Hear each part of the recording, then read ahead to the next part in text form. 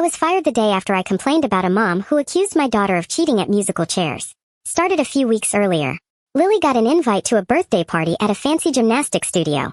She had been practicing her cartwheels non-stop and could barely wait to show them off. The studio was loud with kids running and parents nursing lukewarm coffee. Everything felt fine until the musical chairs game. Lily was focused, grabbing a chair each round. When the music stopped, she sat down, smiling. Then the birthday girl's mom stepped in. She pointed a finger at Lily and said, "She cheated." Lily looked confused. I asked how you could cheat at musical chairs. The mom scoffed, said Lily had pushed little Timmy out of the way, and told Lily she couldn't play anymore. Lily's face fell.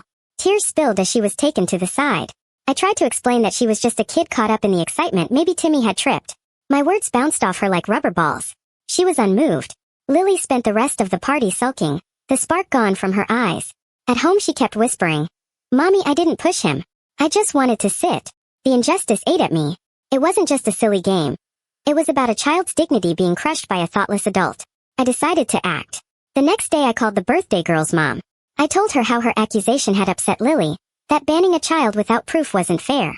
She brushed me off, saying kids need to learn consequences and that I was making drama. That's when I looked up the studio's policy on parental conduct. They promised a positive environment for kids. I wrote a polite but firm email to management, laying out what happened and her dismissive attitude. I didn't ask for punishment, just awareness and a reminder of their fair play rules. A few days later the studio owner called. She listened, sounded sympathetic. She said she'd spoken to the mom, who had a reputation for being overly competitive and judgmental. The owner announced a new rule.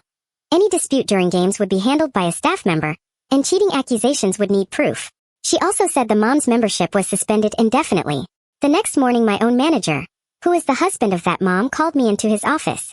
He'd clearly heard about my complaint and, fueled by his wife's anger, accused me of insubordination and creating a hostile work environment.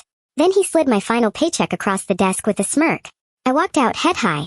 The check was insultingly small, a pathetic attempt to make me feel defeated. But it didn't work. As I walked I thought of Lily's tears, then of the studio owner's firm stance.